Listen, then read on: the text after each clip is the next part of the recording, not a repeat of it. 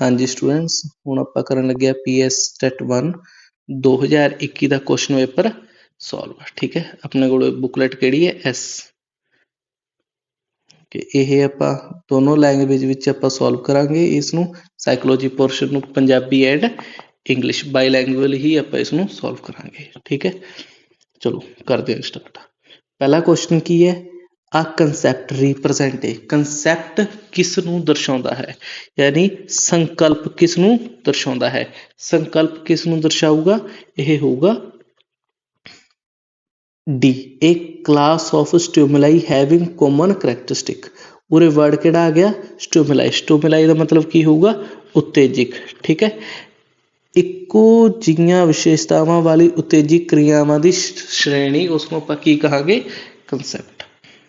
ठीक है जी, हुण सैकंड क्वेश्चन, सैफरोकार्डल ग्रोथ। ठीक है, सैफरोकार्डल ग्रोथ। हुण सैफरोकार्डल ग्रोथ यह की मतलब है। सैफरोकार्डल ग्रोथ देखो, सैफरोकार्डल ग्रोथ की हुंदी है, जिवें आह अपना सिर हो गया। ठीक है, सैफरोकार्डल ग्रोथ जिहड़ी सिर तो ना थले तक आउंदी है, सिर तो थले तक, उस ग्रोथ नूं की कहांगे, सैफरोकार्डल ग्रोथ। एक टाइप की ग्रोथ होर हुंदी है। ठीक है, उसका नाम है प्रोक्सीमोडल स्टेल। ठीक है, प्रोक्सीमोडल स्टेल। इस विच ग्रोथ किहो जी हुंदी है, जिवें ये अपना सिर हो गया। तो प्रोक्सीमोडल स्टेल च यह ना ग्रोथ है जिहड़ी सेंटर तो बाहर वाल आउंदी है। ठीक है, प्रोक्सीमोडल स्टेल च जिहड़ी ग्रोथ है वह सेंटर तो बाहर आउंदी है, शरीर के सेंटर तो बाहर तक आउंदी है।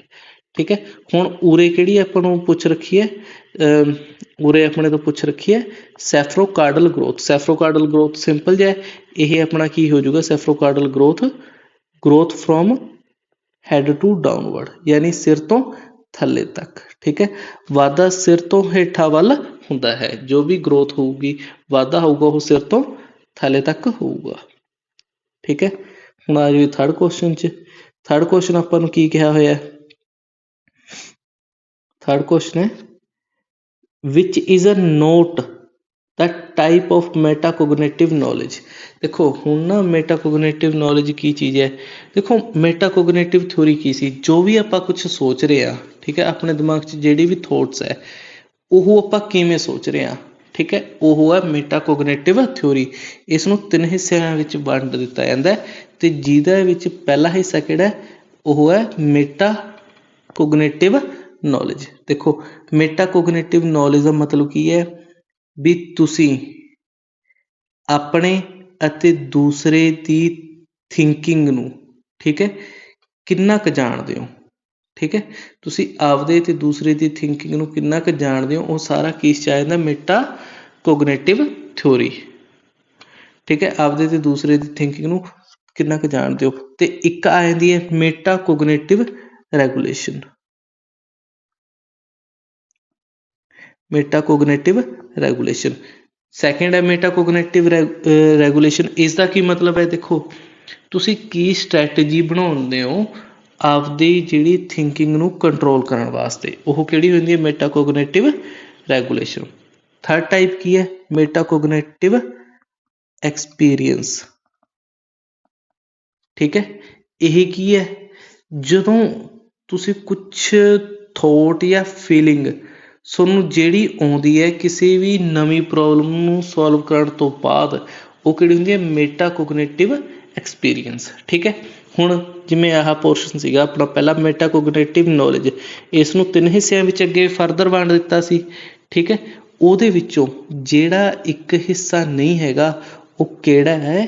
ठीक है, which is a not a type of metacognitive knowledge, वो किहड़ा है, इवैल्यूएट नॉलेज। ठीक है, इवैल्यूएट नॉलेज मेटाकोगनेटिव नॉलेज का हिस्सा नहीं हैगा। ठीक है जी, हुण इस तो बाद आ जाओ अपना अगे फोर्थ। आह की कहंदा फोर्थ, ये की है, 4 stages of creative thinkings are. ठीक है, यानी जिहड़ी भी अपनी क्रिएटिव सृजनात्मक सोच, क्रिएटिव थिंकिंग का मतलब की है, देखो क्रिएटिव थिंकिंग है, क्रिएटिव थिंकिंग की है सृजनात्मक सोच। ठीक है, वो चार हिस्से किहड़े किहड़े ने, सृजनात्मक सोच के चार हिस्से four stages of creative thinking are, 4 stage किहड़े किहड़े ने, ठीक है। ਇਹਦਾ आंसर आऊगा डी, ठीक है। यह की है, ਇਹਦਾ आंसर है डी, ठीक है। पहला की है प्रिपरेशन, ठीक है। पहली किहड़ी है प्रिपरेशन, ठीक है। प्रिपरेशन की हुंदा है तैयारी, ठीक है।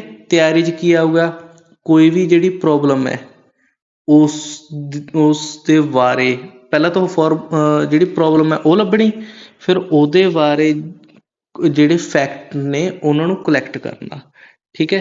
ਜਿਹੜੀ चीज़ की ਆਪਾਂ ਨੂੰ ਲੋੜ है वो सारे उत्थे कलैक्ट करना, वो की आ गई प्रिपरेशन। सैकेंड स्टेज की होगी अपनी इनक्यूबलेशन, ठीक है। इनक्यूबलेशन मतलब प्रफुल्लन, ठीक है। प्रफुल्लन च की आउंदा है, हुण देखो प्रफुल्लन का मतलब है जिहड़ा आपां अनकॉन्शियस माइंड च आपां ना दिमागी तौर ते उस प्रॉब्लम का हल लभना चाहुंदे आ, ठीक है।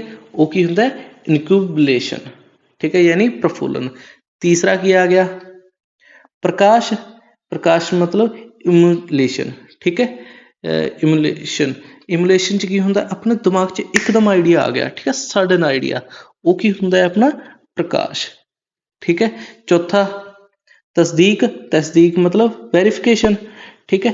हुण देखो हुण यह की है, जिहड़ी जो भी तुसी हल कढिया है भी वो सही हैगा कि ना, वो की हो गया उसका वेरीफिकेशन। ये की हुंदी है अपनी क्रिएटिव थिंकिंग दी 4 स्टेजां हुंदियां ने, ठीक है जी। हुण अपना अगला क्वेश्चन फिफ्थ की है convergent thinking is synonym with, यानी जिहड़ा कन्वर्जेंट है केंद्री सोच है, ठीक है, केंद्र मुखी सोच है, ठीक है। समानार्थक की है, केंद्री सोच का समानार्थक की है, इसका आऊगा अपना आंसर है इंटैलीजेंस, ठीक है, यानी बुद्धि। उस समानार्थक की है बुद्धि।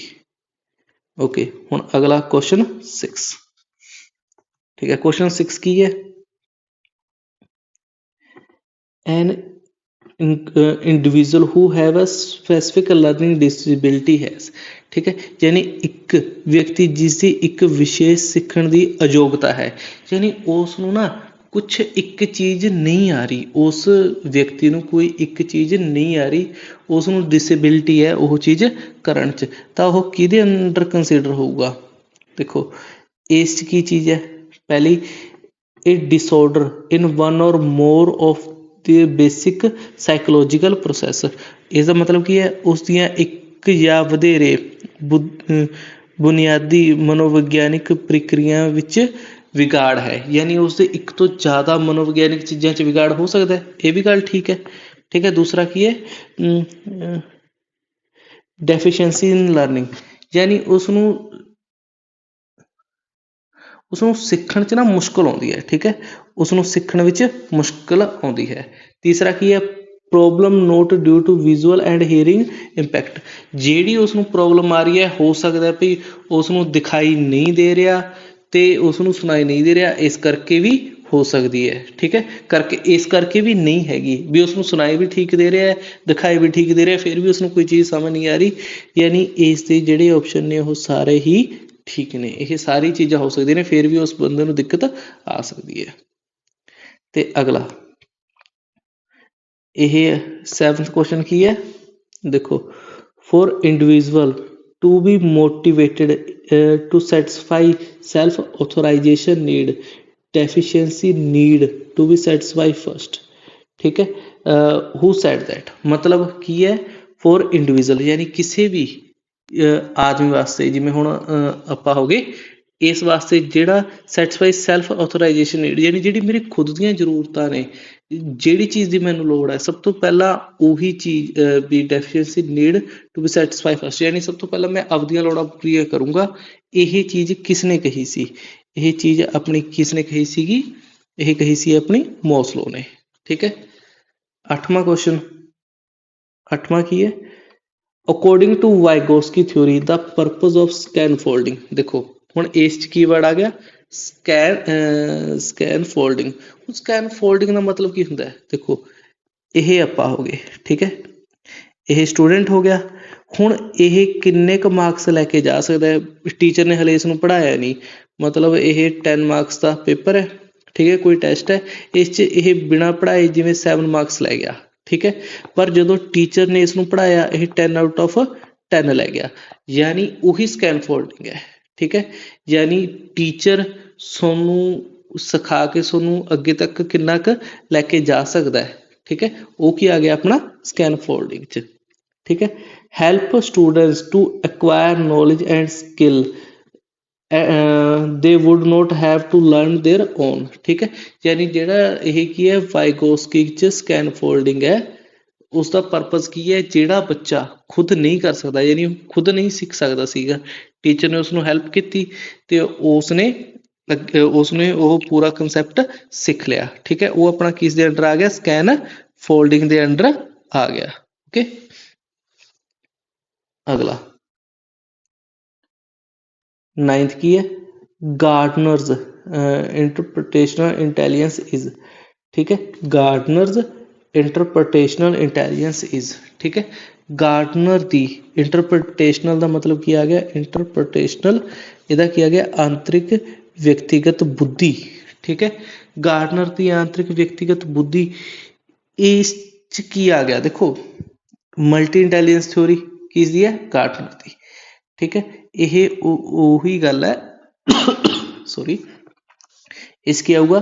Ability to respond appropriately to motivate and desire of other people, ਠੀਕ ਹੈ, ਇਹ ਆਊਗਾ। ਇਹਦਾ ਮਤਲਬ ਕੀ ਹੈ? Respond desire of other people, ਯਾਨੀ ਹੋਰ ਲੋਕਾਂ ਦੀਆਂ ਪ੍ਰੇਰਨਾਵਾਂ ਅਤੇ ਇੱਛਾਵਾਂ ਦਾ ਢੁਕਵਾਂ ਜਵਾਬ ਦੇਣ ਦੀ ਯੋਗਤਾ, ਠੀਕ ਹੈ। ਉਹ ਕੀ ਹੈ? ਗਾਰਡਨਰ ਇੰਟਰਪ੍ਰੀਟੇਸ਼ਨਲ ਇੰਟੈਲੀਜੈਂਸ, ਠੀਕ ਹੈ।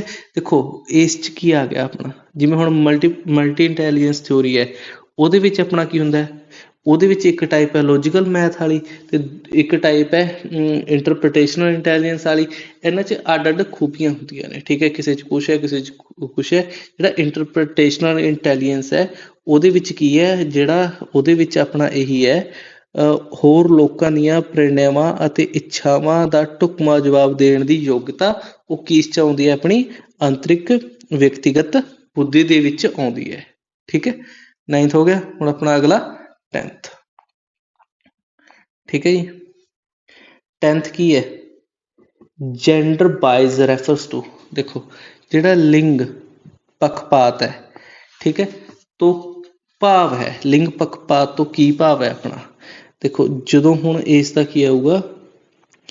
ਇਹ ਆਊਗਾ responding differently to male and female student without having sound education reason. ਮਤਲਬ ਕੀ ਹੈ? ਦੇਖੋ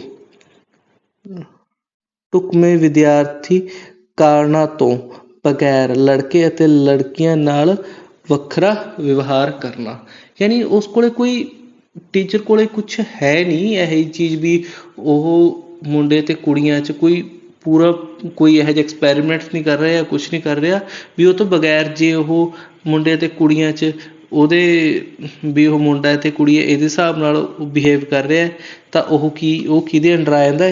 ਜੈਂਡਰ ਬੇਸਿਸ ਦੇ ਅੰਡਰ ਆ ਜਾਂਦਾ ਹੈ, ਠੀਕ ਹੈ। ਅਗਲਾ ਦੇਖੋ ਤੁਹਾਨੂੰ ਇਸ ਕੁਐਸਚਨ ਪੇਪਰ 'ਚ ਇਹ ਵੀ ਲੱਗ ਰਿਹਾ ਹੋਊਗਾ ਕੁਐਸਚਨ ਕਾਫੀ ਹੋਰ ਤਰੀਕੇ ਦੇ ਨਾਲ ਆ ਗਏ ਜਾਂ ਉੱਥੋਂ ਸੋਲਵ ਨਹੀਂ ਹੋ ਰਹੇ।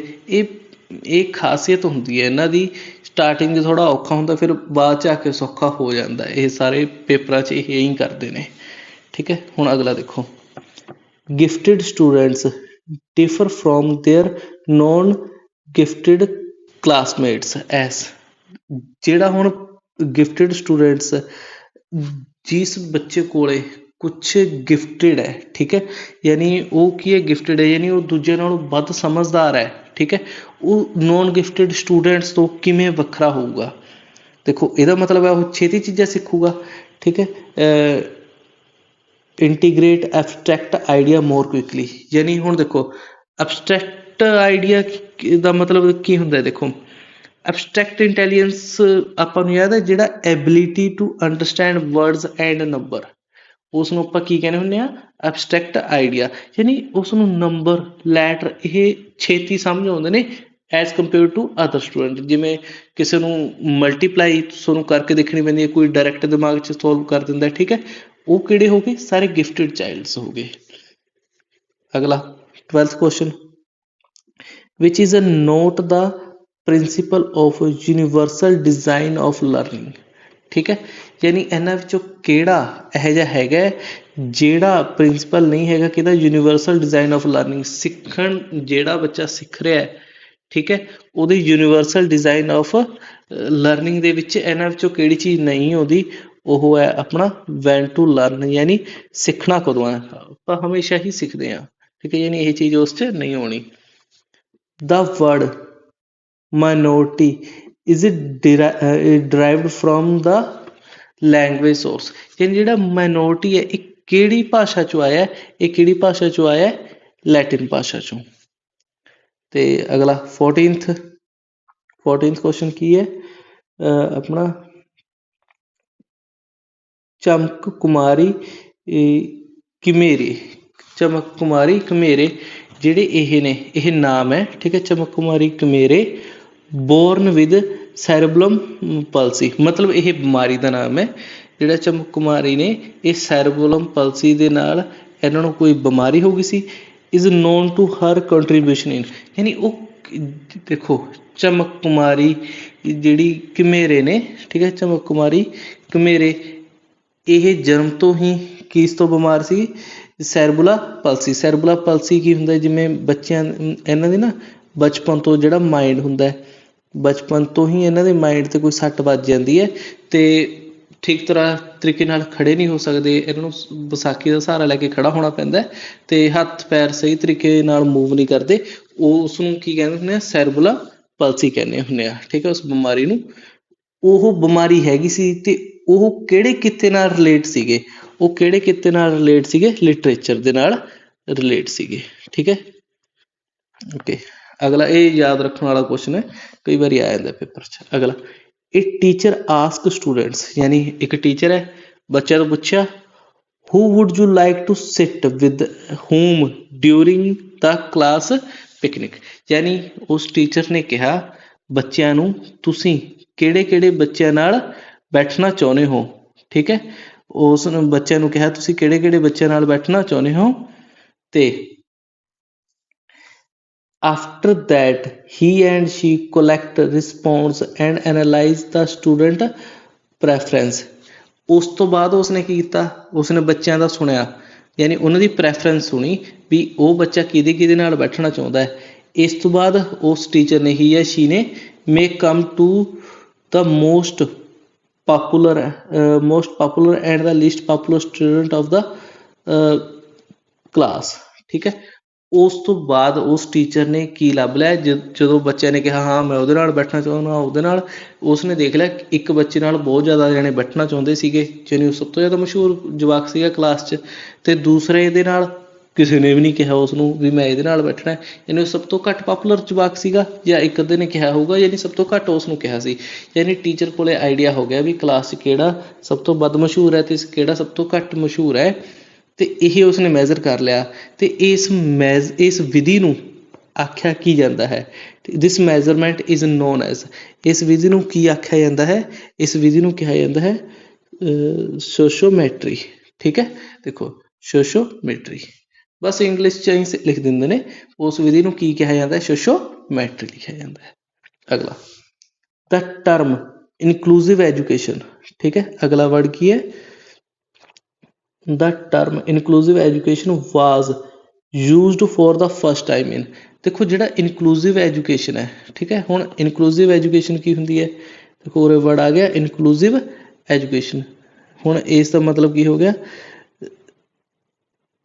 ਸਮਲਿਤ ਸਿੱਖਿਆ ਸ਼ਬਦ ਸਭ ਤੋਂ ਪਹਿਲਾਂ ਕਦੋਂ ਵਰਤਿਆ ਗਿਆ ਸੀ, ਸਮਲਿਤ ਸਿੱਖਿਆ ਸ਼ਬਦ ਕਦੋਂ ਵਰਤਿਆ ਗਿਆ ਸੀਗਾ, ਸਲਮੈਨਾ ਸਟੇਟਮੈਂਟ ਐਂਡ ਫਰੇਮਵਰਕ ਐਕਟ 1994, ਇਸ ਦੇ ਵਿੱਚ ਵਰਤਿਆ ਗਿਆ ਸੀਗਾ, ਠੀਕ ਹੈ, ਯਾਨੀ option D is correct, option D is correct.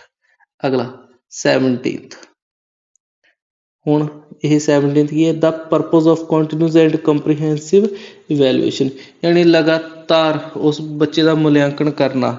ਠੀਕ ਹੈ, ਉਹ ਆਪਣਾ ਕਿਉਂ ਕੀਤਾ ਜਾਂਦਾ ਹੈ, ਕੰਟੀਨਿਊਸ ਐਂਡ ਕੰਪਰੀਹੈਂਸਿਵ ਇਵੈਲੂਏਸ਼ਨ ਆਪਾਂ ਕਿਉਂ ਕਰਦੇ ਹਾਂ, ਨਿਰੰਤਰ ਅਤੇ ਵਿਕਾਸ ਮੁਲਾਂਕਣ ਦਾ ਉਦੇਸ਼ ਕੀ ਹੈ। ਸਿੰਪਲ ਜਿਹਾ ਤਾਂ ਕਿਸ ਵਾਸਤੇ ਕੀਤਾ ਜਾਂਦਾ ਹੈ, to improve overall performance of the child, ਬੱਚੇ ਦੀ ਸਮੁੱਖੀ ਕਾਰਗੁਜ਼ਾਰੀ ਵਿੱਚ ਸੁਧਾਰ ਕਰਨ ਲਈ। ਠੀਕ ਹੈ, ਸਾਰੇ ਪਾਸਿਓਂ ਉਹਦਾ ਸੁਧਾਰ ਹੋਵੇ। ਅਗਲਾ 18ਵਾਂ ਕੁਐਸਚਨ 18th। ਠੀਕ ਹੈ, ਇਨਕਲੂਸਿਵ ਸੈਟਅਪ ਰੈਫਰਸ ਟੂ, ਠੀਕ ਹੈ, ਯਾਨੀ ਸਮਿਲਿਤ ਸਥਾਪਨਾ ਤੋਂ ਕੀ ਭਾਵ ਹੈ। ਠੀਕ ਹੈ, ਇਨਕਲੂਸਿਵ ਸੈਟਅਪ ਤੋਂ ਕੀ ਭਾਵ ਹੈ। ਠੀਕ ਹੈ, ਦੇਖੋ ਇਸ 'ਚ ਵਰਡ ਕੀ ਆ ਰਿਹਾ, CWSN, ਇਹਦਾ ਮਤਲਬ ਕੀ ਹੈ, ਚਿਲਡਰਨ ਵਿਦ ਸਪੈਸ਼ਲ ਨੀਡਸ। ਠੀਕ ਹੈ, ਇਨਕਲੂਸਿਵ ਸੈਟਅਪ ਦਾ ਮਤਲਬ ਕੀ ਹੈ, ਦੇਖੋ ਇਨਕਲੂਸਿਵ ਸੈਟਅਪ ਸਾਰੇ ਇੱਕੋ ਉਸ 'ਚ ਹੀ ਬੈਠ ਕੇ ਪੜ੍ਹਨਗੇ ਬੱਚੇ। ਠੀਕ ਹੈ, ਇੱਕੋ ਕਲਾਸ 'ਚ ਬੈਠ ਕੇ ਪੜ੍ਹਨਗੇ, ਉਹਨੂੰ ਕੋਈ ਵਿਤਕਰਾ ਨਹੀਂ ਕੀਤਾ ਜਾਊਗਾ ਉਹਨਾਂ ਦੇ ਵਿੱਚ। ਠੀਕ ਹੈ, ਯਾਨੀ ਆਪਸ਼ਨ ਕੀ ਆ ਗਿਆ, ਆਲ ਜਿਹੜੇ ਚਾਈਲਡ ਵਿਦ ਸਪੈਸ਼ਲ ਨੀਡਸ ਨੇ। ਠੀਕ ਹੈ, in a regular school along with children without disability, ਯਾਨੀ ਉਹ ਜਿਹੜੇ ਨੇ ਬੱਚੇ ਜਿਨ੍ਹਾਂ ਦੀ ਸਪੈਸ਼ਲ ਨੀਡਸ ਹੈਗੀ ਹੈ ਚਾਹੇ ਨਹੀਂ ਹੈਗੀ, ਉਹ ਦੋਨੋਂ ਆਪਸ 'ਚ ਇਕੱਠੇ ਮਿਲ ਕੇ ਹੀ ਪੜ੍ਹਨਗੇ। ਠੀਕ ਹੈ, 19ਵਾਂ ਕੁਐਸਚਨ ਇੰਪੇਅਰਮੈਂਟ ਅਕਰਜ਼। ਠੀਕ ਹੈ, ਯਾਨੀ ਇੰਪੇਅਰਮੈਂਟ ਕੀ ਹੈ, ਕਮਜ਼ੋਰੀ।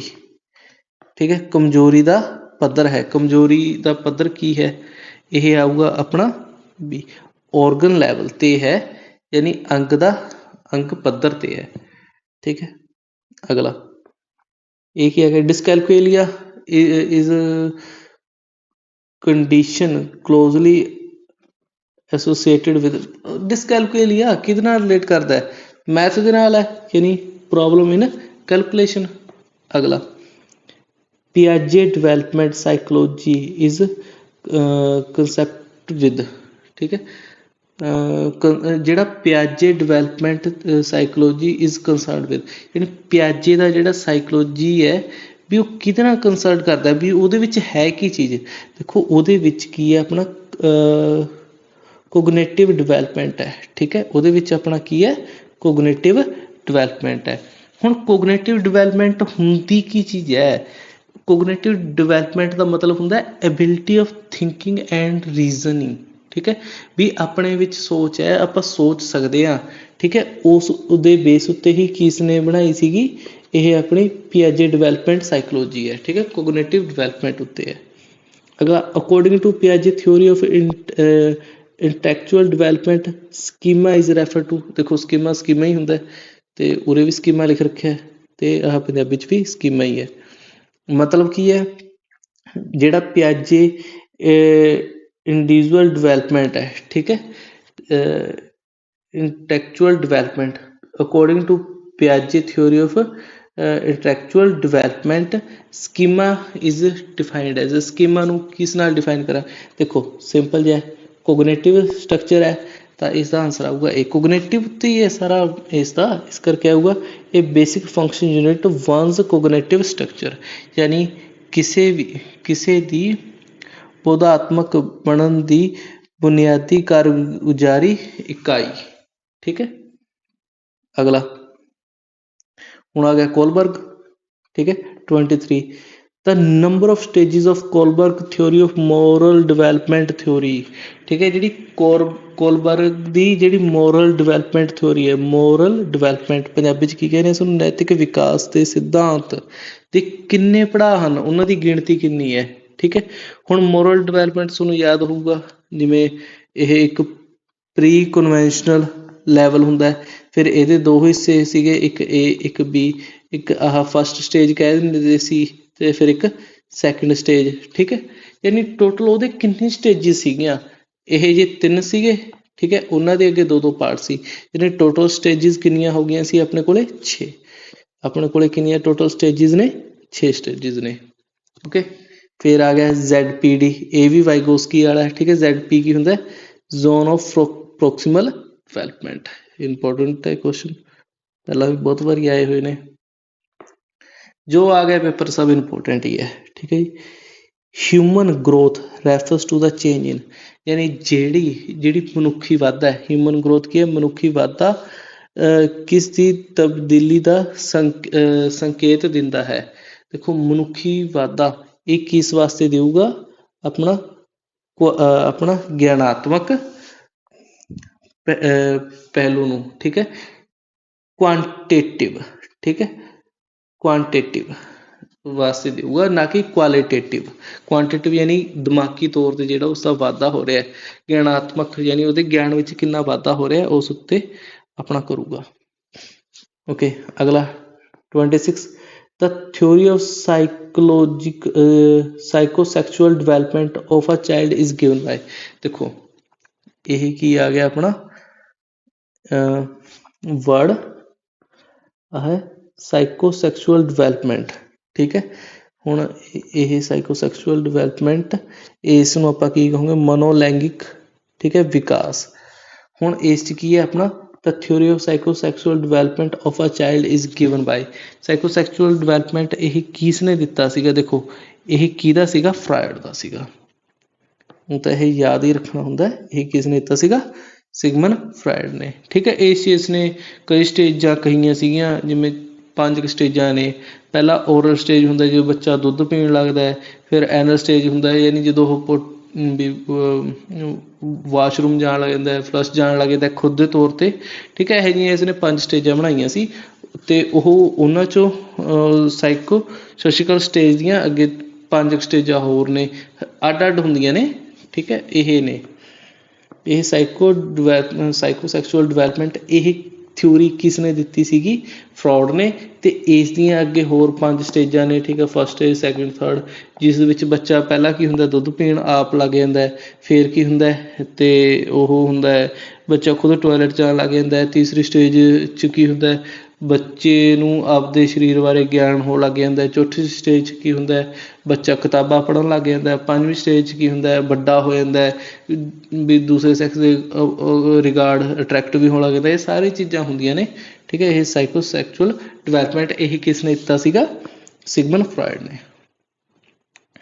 ਅਗਲਾ 27, ਠੀਕ ਹੈ। ਅਤੇ ਇਹ ਕੀ ਹੈ, assessment of student to monitor their progress is known as, ਠੀਕ ਹੈ, ਅਸੈਸਮੈਂਟ ਆਫ ਸਟੂਡੈਂਟ, ਠੀਕ ਹੈ। ਜਿਹੜੀ ਅਸੈਸਮੈਂਟ ਹੈ ਵਿਦਿਆਰਥੀ, ਹੁਣ ਅਸੈਸਮੈਂਟ ਆਪਾਂ ਅਸੈਸਮੈਂਟ ਕੀ ਆ ਗਿਆ, ਨਿਗਰਾਨੀ ਕਰਨਾ, ਠੀਕ ਹੈ, ਪ੍ਰਗਤੀ ਦੀ ਨਿਗਰਾਨੀ ਕਰਨਾ। ਜਿਹੜੀ ਆਪਣੀ ਅਸੈਸਮੈਂਟ ਕਰ ਰਹੇ ਹਾਂ ਬੱਚੇ ਦੀ, ਠੀਕ ਹੈ, ਉਸ ਨੂੰ ਮੋਨੀਟਰ ਕਰਨਾ ਇਜ਼ ਨੋਨ ਐਜ਼, ਉਸ ਨੂੰ ਆਪਾਂ ਕੀ ਕਹਾਂਗੇ, ਠੀਕ ਹੈ। ਅਤੇ ਉਸ ਨੂੰ ਆਪਾਂ ਕੀ ਕਹਾਂਗੇ, ਉਸ ਨੂੰ ਆਪਾਂ ਕਹਾਂਗੇ ਅਸੈਸਮੈਂਟ ਫੋਰ ਲਰਨਿੰਗ। ਦੇਖੋ ਹੁਣ ਇਸ 'ਚ ਨਾ ਆਪਾਂ ਇਹ ਸਾਰੀ ਚੀਜ਼ਾਂ ਕਰ ਰਹੇ ਹਾਂ। ਪਹਿਲਾਂ ਅਸੈਸਮੈਂਟ ਫੋਰ ਲਰਨਿੰਗ 'ਚ ਕੀ ਹੁੰਦਾ, ਦੇਖੋ ਪਹਿਲਾਂ ਅਸੈਸਮੈਂਟ ਫੋਰ ਲਰਨਿੰਗ ਦੇ ਵਿੱਚ ਕੀ ਚੀਜ਼ ਆਉਂਦੀ ਹੈ। ਅਸੈਸਮੈਂਟ ਫੋਰ ਲਰਨਿੰਗ ਦਾ ਮਤਲਬ ਇਹ ਹੁੰਦਾ, ਇਸ 'ਚ ਫੋਰਮੇਟਿਵ ਅਸੈਸਮੈਂਟ ਆ ਜਾਂਦੀ ਹੈ। ਫੋਰਮੇਟਿਵ ਅਸੈਸਮੈਂਟ, ਫੋਰਮੇਟਿਵ ਅਸੈਸਮੈਂਟ ਦਾ ਮਤਲਬ ਕੀ ਹੁੰਦਾ, ਆਪਾਂ ਕਲਾਸ 'ਚ ਪੜ੍ਹਾ ਰਹੇ ਹਾਂ, ਦੇਖ ਲਿਆ ਬੱਚੇ ਨੂੰ ਕਿਸ ਚੀਜ਼ ਪ੍ਰੋਬਲਮ ਆ ਰਹੀ ਹੈ, ਆਪਾਂ ਉਸਨੂੰ ਉਹਦਾ ਸਲਿਊਸ਼ਨ ਦੱਸਤਾ, ਯਾਨੀ ਉਹਦਾ ਲਗਾਤਾਰ ਹੀ ਮੁਲਾਂਕਣ ਕਰਕੇ ਉਸ ਸਮੱਸਿਆ ਦਾ ਹੱਲ ਕਰਦੇ ਹੈ ਨਾ, ਉਹ ਅਸੈਸਮੈਂਟ ਫੋਰ ਲਰਨਿੰਗ ਹੁੰਦੀ ਹੈ। ਦੂਸਰਾ ਆਪਣਾ ਕੀ ਹੈ, ਅਸੈਸਮੈਂਟ ਆਫ ਲਰਨਿੰਗ, ਠੀਕ ਹੈ। ਅਤੇ ਅਸੈਸਮੈਂਟ ਆਫ ਲਰਨਿੰਗ 'ਚ ਆਪਣਾ ਕੀ ਆ ਜਾਂਦਾ, ਇਹ ਆਪਣਾ ਇੱਕ ਤਰ੍ਹਾਂ ਦਾ ਸਮਿਟਿਵ ਅਸੈਸਮੈਂਟ ਹੈ। ਸਮਿਟਿਵ ਅਸੈਸਮੈਂਟ, ਸਮਿਟਿਵ ਅਸੈਸਮੈਂਟ ਕੀ ਹੁੰਦਾ, ਜਦੋਂ ਕੋਈ ਟਰਮ ਆਪਾਂ ਜਿਵੇਂ ਬੋਰਡ ਦੇ ਇਗਜ਼ਾਮ ਲੈਂਦੇ ਹਾਂ, ਸਾਲ ਬਾਅਦ ਪੇਪਰ ਲੈਂਦੇ ਹਾਂ, ਉਹ ਕਿਹੜੀ ਹੁੰਦੀ ਹੈ, ਸਮਿਟਿਵ ਅਸੈਸਮੈਂਟ। ਯਾਨੀ ਆਪਾਂ ਅੰਤ ਦੇ ਵਿੱਚ ਉਸ ਚੀਜ਼ ਦਾ ਆਪਾਂ ਨੇ ਨਿਰੀਖਣ ਕੀਤਾ, ਠੀਕ ਹੈ। ਇਹ ਉਹ ਹੁੰਦੇ ਨੇ, ਅਤੇ ਇਸ ਤੋਂ ਬਾਅਦ ਆਪਾਂ ਕਰਦੇ ਹਾਂ, ਠੀਕ ਹੈ। ਬਾਕੀ ਕੋਈ ਉਹ ਨਹੀਂ ਫੋਰਮ ਹੁੰਦੀ ਹੈ। ਇੱਕ ਅਸੈਸਮੈਂਟ ਇਨ ਲਰਨਿੰਗ ਹੁੰਦੀ ਹੈ, ਠੀਕ ਹੈ। ਅਸੈਸਮੈਂਟ ਇਨ ਲਰਨਿੰਗ ਦੇ ਵਿੱਚ ਕੀ ਹੁੰਦਾ, ਆਪਾਂ ਖੁਦ ਦੇ ਬਾਰੇ ਜਾਣਕਾਰੀ ਰੱਖਦੇ ਹੁੰਦੇ ਹਾਂ। ਇੱਕ ਅਸੈਸਮੈਂਟ ਐਜ਼ ਲਰਨਿੰਗ ਹੁੰਦੀ ਹੈ, ਇਹਦੇ ਵਿੱਚ ਕੀ ਹੁੰਦਾ, ਬੱਚਿਆਂ ਦਾ ਗਰੁੱਪ ਬਣਾ ਦਿੱਤਾ ਜਾਂਦਾ ਅਤੇ ਇੱਕ ਦੂਜੇ ਬਾਰੇ ਫਿਰ ਦੱਸਦੇ ਨੇ, ਇੱਕ ਟੋਪਿਕ ਦੇ ਦਿੱਤਾ ਜਾਂਦਾ ਅਤੇ ਬੱਚੇ ਜਿਹੜੇ ਨੇ ਇੱਕ ਦੂਸਰੇ ਦਾ ਵੀ ਮੁਲਾਂਕਣ ਕਰਦੇ ਨੇ ਵੀ ਕਿਹੋ ਜਿਹਾ, ਠੀਕ ਹੈ। ਇਸ ਦਾ ਆਨਸਰ ਕੀ ਆਊਗਾ, ਇਸ ਦਾ ਆਊਗਾ assessment of student to monitor their progress is known as assessment of learning. Okay, ਹੁਣ ਚੱਲਦੇ ਹਾਂ ਜੀ 28ਵੇਂ ਕੁਐਸਚਨ ਤੇ। ਦਾ conclusion of a valid deductive argument, ਠੀਕ ਹੈ, ਕੀ ਹੈ, ਵੈਦਿਕ ਨਿਗਮਨੀ ਦਲੀਲ ਦਾ ਸਿੱਟਾ ਕੀ ਹੁੰਦਾ ਹੈ, ਠੀਕ ਹੈ। ਤੇ ਇਸ ਦਾ ਸਿੱਟਾ ਆਪਣੇ ਕੋਲੇ ਕੀ ਆਊਗਾ, ਕ੍ਰੀਏਸ਼ਨ, ਠੀਕ ਹੈ, ਨਿਸ਼ਚਿਤ। ਇਹ ਕੀ ਆਊਗਾ ਆਪਣੇ ਕੋਲੇ, ਨਿਸ਼ਚਿਤ। ਇਸ 'ਚ ਆਪਣੇ ਕੋਲੇ ਕੀ ਆ ਗਿਆ, ਦੇਖੋ ਡਿਡਕਟਿਵ ਹੈ ਨਾ, ਨਹੀਂ ਇਸ 'ਚ ਹਾਂ ਇੱਕ ਨਿਸ਼ਚਿਤ ਹੀ ਆਊਗਾ, ਠੀਕ ਹੈ। ਵੈਲਿਡ ਡਿਡਕਟਿਵ ਦਾ ਆਪਣੇ ਕੋਲੇ ਜਿਹੜਾ ਵੀ ਆਊਗਾ ਉਹ ਕੀ ਆਊਗਾ, ਇੱਕ ਨਿਸ਼ਚਿਤ ਹੀ ਸੋਲਿਊਸ਼ਨ ਆਊਗਾ। ਦੇਖੋ ਜਿਹੜੇ ਡਿਡਕਟਿਵ ਆਰਗੂਮੈਂਟ ਹੈ ਨਾ, ਦੇਖੋ ਡਿਡਕਟਿਵ ਮੈਥਡ ਤੁਹਾਨੂੰ ਯਾਦ ਹੋਊਗਾ, ਜਿਵੇਂ ਆਪਾਂ ਨਾ ਬੱਚੇ ਨੂੰ ਪਹਿਲਾਂ ਨਿਯਮ ਸਿਖਾ ਦਿੰਦੇ ਹਾਂ, ਫਿਰ ਅੱਗੇ ਆਪਾਂ ਉਸ ਨੂੰ ਉਹਦੇ ਐਗਜ਼ਾਮਪਲ ਦਿੰਦੇ ਹਾਂ, ਠੀਕ ਹੈ, ਉਸਨੂੰ ਜਰਨਲ ਚੀਜ਼ਾਂ ਸਾਰੀਆਂ ਸਮਝਾ ਦਿੰਦੇ ਹਾਂ, ਫਿਰ ਉਸ ਤੋਂ ਬਾਅਦ ਉਹ ਕਰਨ ਲੱਗ ਜੂਗਾ, ਜਿਵੇਂ ਪਹਿਲਾਂ ਉਸਨੂੰ ਇੱਕ ਪੇੜ ਦਿਖਾਇਆ, ਫਿਰ 2 ਦਿਖਾਏ, 3 ਦਿਖਾਏ, ਫਿਰ ਉਸਨੂੰ ਇੱਕ ਸਾਰੇ ਪੇੜ ਦਿਖਾਏ, ਉਸਨੂੰ ਦੱਸਿਆ ਵੀ ਜਿੱਥੇ ਸਾਰੇ ਇੰਨੇ ਸਾਰੇ ਪੇੜ ਹੁੰਦੇ ਨੇ ਬਹੁਤ ਜ਼ਿਆਦਾ, ਹੁਣ ਉਸਨੂੰ ਜੰਗਲ ਕਿਹਾ ਜਾਂਦਾ, ਠੀਕ ਹੈ। ਇਸ ਚੀਜ਼ ਦਾ ਯਾਨੀ ਉਹ ਕੀ ਹੁੰਦੀ ਹੈ, ਕ੍ਰੀਏਸ਼ਨ ਹੁੰਦੀ ਹੈ ਉਸ ਦੇ ਵਿੱਚ, ਕਿਸ 'ਚ, ਡਿਡਕਟਿਵ ਆਰਗੂਮੈਂਟ ਦੇ ਵਿੱਚ ਕੀ ਆਉਂਦੀ ਹੈ, ਕ੍ਰੀਏਸ਼ਨ, ਠੀਕ ਹੈ। ਅਗਲਾ, the study of physical, social, mental aspect of aging is called, ਠੀਕ ਹੈ।